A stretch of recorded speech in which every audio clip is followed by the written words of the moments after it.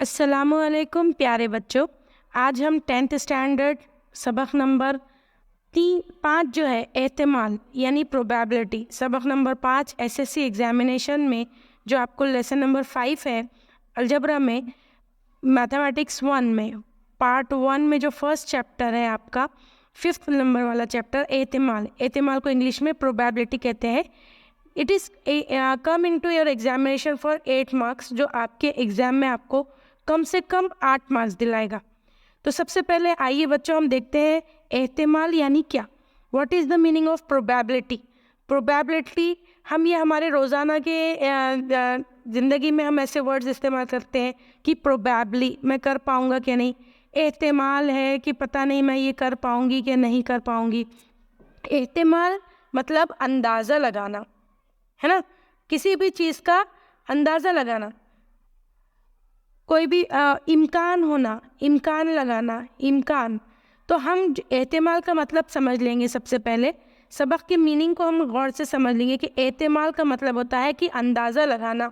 जैसे मुस्तक़बिल में हम अंदाज़ा लगा सकते हैं कि गालिबन आज बारिश होगी, महंगाई में इजाफे का इम्कान है, भारत को आइंदा क्रिकेट के मुकाबले में शिकस्त देना नामुमकिन है, यकीनन मुझे पहला दर्जा मिलेगा या मैं फ़र्स्ट रैंक आऊँगी या आऊँगा।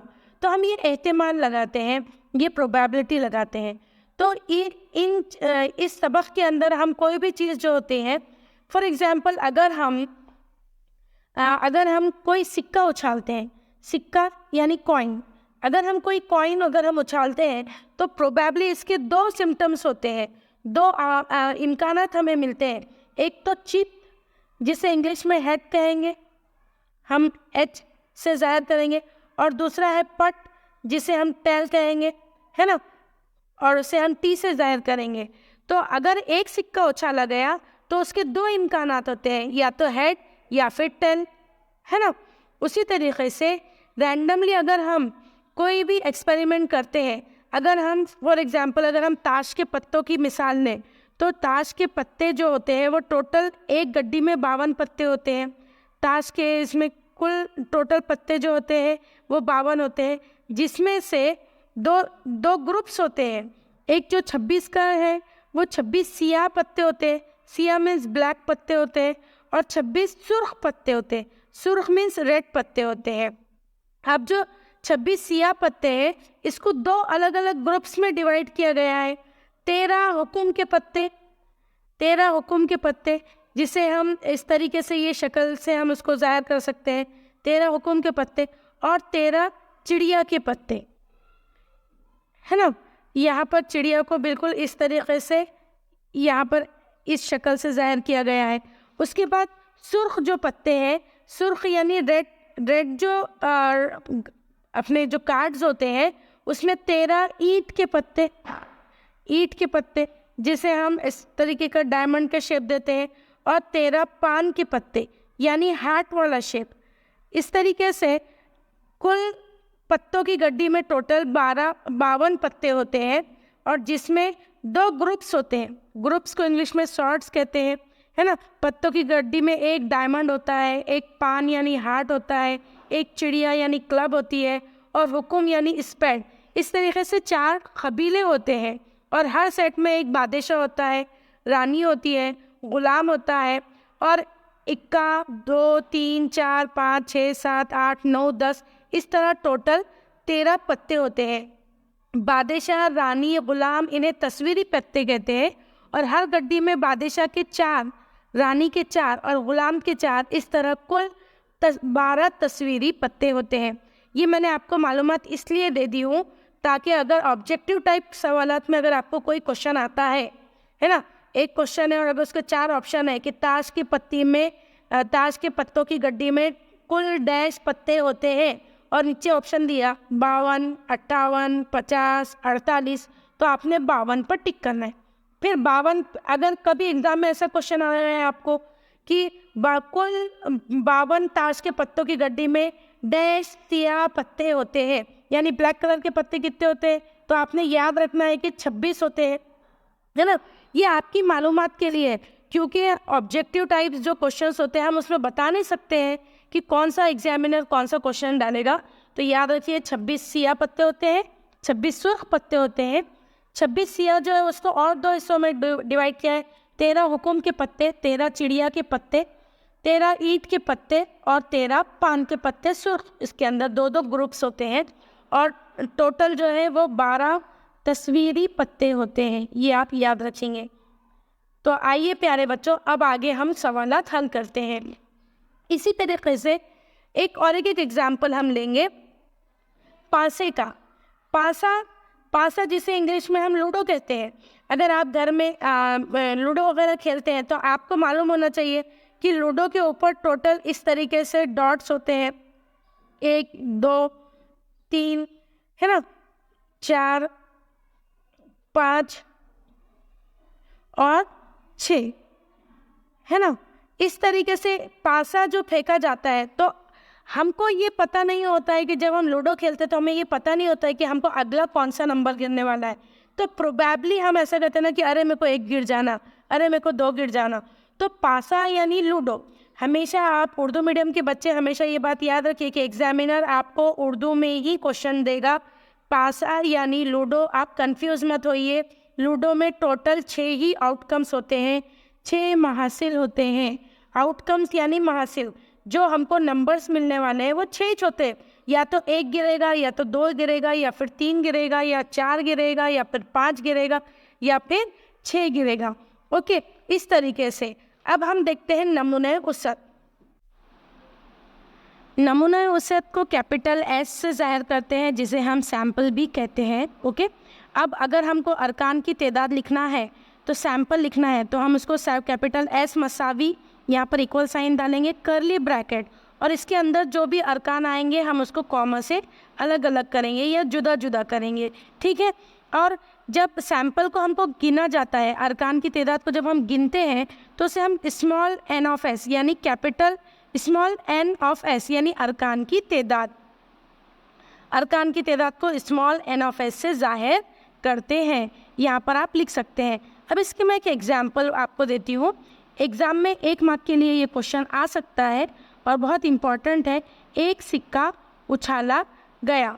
अगर आपको ऐसा क्वेश्चन आता है कि एक सिक्का उछाला गया तो नमूने उसत लिखिए, तो आप लिखेंगे capital S is equals to head comma tail curly bracket close.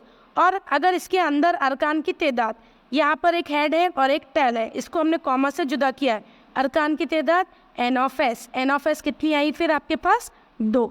आप इस तरीके से लिख सकते हैं। सेकंड एक और एक क्वेश्चन देखेंगे। 2 सिक्के उछाले गए। 2 सिक्के यानी 2 कॉइन्स जो है वो एट अ टाइम आपने क्या किए हैं, 2 सिक्के आपने 2 कॉइन्स आपने एक साथ उछाले, तो आपको सैम्पल क्या मिलेगा। देखिए, आप करली ब्रैकेट डालेंगे, कैपिटल एस। हमेशा ये बात ध्यान में रखिए कि आप यहाँ पर कैपिटल एस का ही इस्तेमाल करेंगे। Head head, head tail, tail head and tail tail bracket close. और अंदर जो भी अरकान रहेंगे उसको कॉमा से जुदा करेंगे। चित चित, चित पट, पट चित, पट पट। उसके बाद एन ऑफ एस, इसके अंदर जितने भी अरकान हैं उनको काउंट करेंगे, 1 2 3 4। तो एन ऑफ एस कितने हो गए आपके 4। एक और एक क्वेश्चन देखते हैं हम, जो आपको एग्ज़ाम में 2 मार्क्स के लिए आया था। पिछले आप प्रीवियस ईयर्स के पेपर्स निकाल के देख लीजिए। 3 सिक्के बैक वक्त उछाले गए, है ना। बैक वक्त का मतलब होता है same at the same time. Okay, the 3 coins will be same time. आपने अगर 3 कॉइन को अगर आपने उछाला तो 3 सिक्के बैक वक्त उछाले गए, उसका सैम्पल लिखना है आपको। तो कैपिटल एस लिखेंगे आप, curly bracket head head head, ये लिख सकते हैं आप। यानी एक साथ आपको 3 पट मिले, 3 चित मिले, चित चित पट पट चित पट पट चित चित, है ना। इस तरीके से आप इंग्लिश में मैं आपको समझाऊंगी। Head head head, head head tail, head tail head, tail head head, head tail tail, tail head tail. Comma डालते जाइए, कॉमा को भूलिए मत, क्योंकि अरकान को जो है हम कॉमा से ही अलग करते हैं। टेल टेल हेड, और सब कैपिटल ही लिखना है। एक भी लेटर आपने स्मॉल नहीं लिखना है। टेल टेल टेल, यहाँ पर ब्रैकेट क्लोज हो गई। ठीक है, तो आप इसको नंबर ऑफ सैम्पल्स को आप काउंट करिए। एन ऑफ एस कितने हैं? 1 2 3 4 5 6 7 8। तो एन ऑफ एस कितना आया आपका? 8। ये एग्ज़ाम में आया हुआ क्वेश्चन है। ये तमाम सवालात जो है वो प्रीवियस ईयर्स में आ चुके हैं। अब एक और एक क्वेश्चन देखते हैं। एक पासा फेंका गया। मैंने आपको क्या बोली, पासे को क्या कहते हैं इंग्लिश में? लूडो। ओके, आप कंफ्यूज नहीं होंगे। एक पासा फेंका गया, है ना। तो इसका क्या करना है, आपको सैंपल लिखना है। अब आप जब लूडो खेलते हैं तो आपको कितने नंबर्स मिलते हैं? 1 2 3 4 5 एंड 6। 6 से ज़्यादा नंबर होते हैं क्या? नहीं।